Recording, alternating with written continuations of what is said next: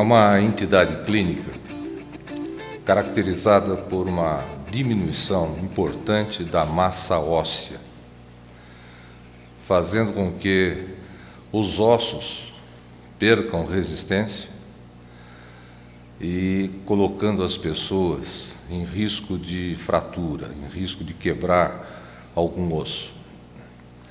Esta situação altera a resistência do osso e a estrutura, a arquitetura do osso. Curiosamente, a osteoporose é, de um modo global, uma situação que não provoca dor, pelo menos até que comecem a ocorrer fraturas. É uma doença que acomete principalmente a mulher logo após a sua menopausa, a sua última menstruação, momento em que ela deixa de fabricar estrógeno, que age como um protetor dos ossos. E sem o estrógeno, a mulher começa a descalcificar de maneira mais rápida. Também ocorre a osteoporose nas pessoas com mais idade. O idoso, seja homem ou mulher, em torno dos seus 75, 80 anos, também vão ter a sua osteoporose.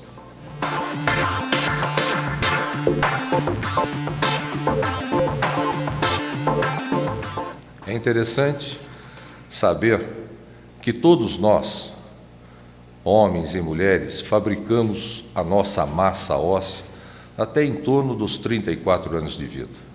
E a partir daí começamos a perdê-la aos poucos. O homem, biologicamente, tem mais músculos e acaba fabricando mais osso do que a mulher, a não ser que essa mulher pratique exercícios na sua juventude, na sua adolescência.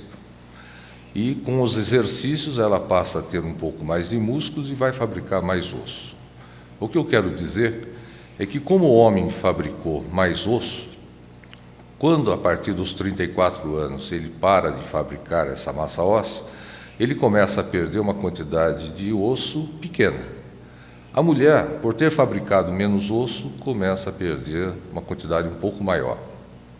E a mulher tem um agravante, como eu disse, da menopausa, após o que ela passa a perder rapidamente a massa óssea durante algum tempo. Depois ela equilibra e começa a perder menos depois de uns anos pós-menopausa. O homem mantém o seu ritmo e vai ter o seu problema lá para os 70, 75, 80 anos. De qualquer maneira, ambos estarão sujeitos, seja a mulher pós-menopausa, seja o idoso, a uma situação de poder sofrer uma fratura.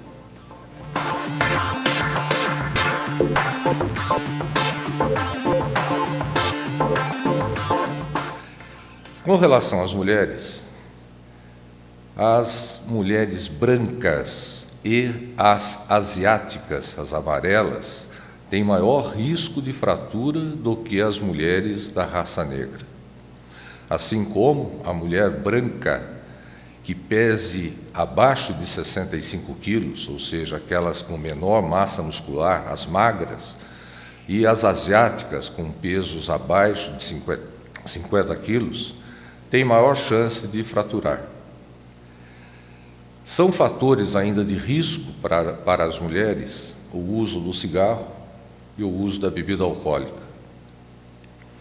Assim como certas doenças que exigem o uso de tratamentos à base de corticoide, o glicocorticoide, a cortisona, vão desenvolver um quadro secundário de osteoporose.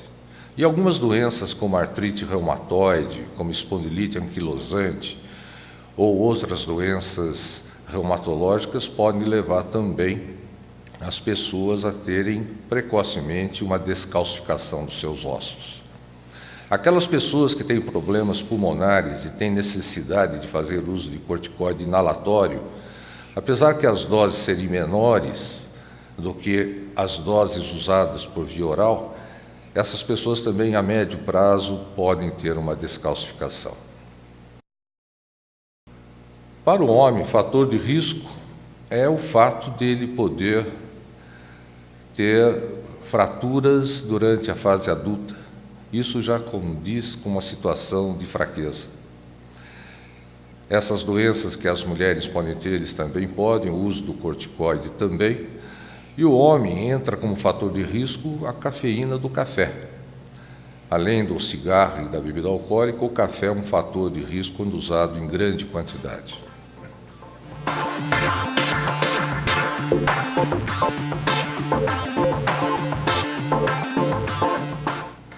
Apareceu um exame nos últimos 30, 40 anos que permite um diagnóstico com muito boa precisão. Tanto que a Organização Mundial de Saúde usa esse exame para colocar os parâmetros de diagnóstico da doença. É a chamada densitometria óssea. Existem vários aparelhos que podem fazer isso, mas a densitometria óssea por dupla emissão energética de raio-x é a que melhor é utilizada nos dias de hoje, que melhores resultados fornece aos médicos para permitirem o diagnóstico da osteoporose. Então, esse exame ele é fundamental para partirmos para o diagnóstico.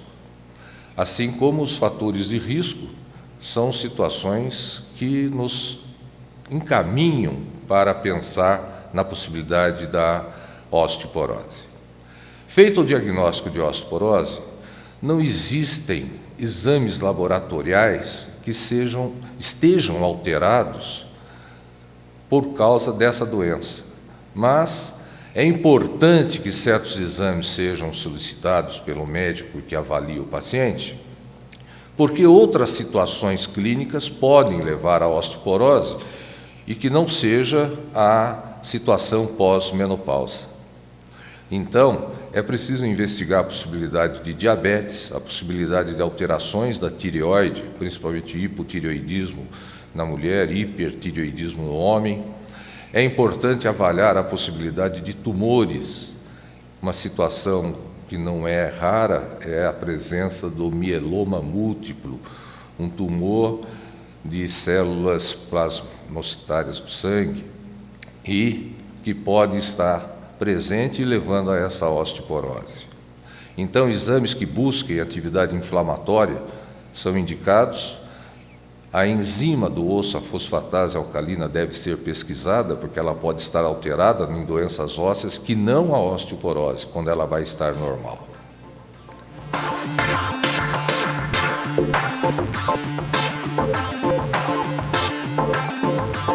O tratamento ideal deveria começar com o pediatra, o médico da criança, orientando os pais a estimularem essas crianças a terem atividade física. Isso deveria continuar na adolescência e levar os jovens à prática de atividades esportivas, o adulto também.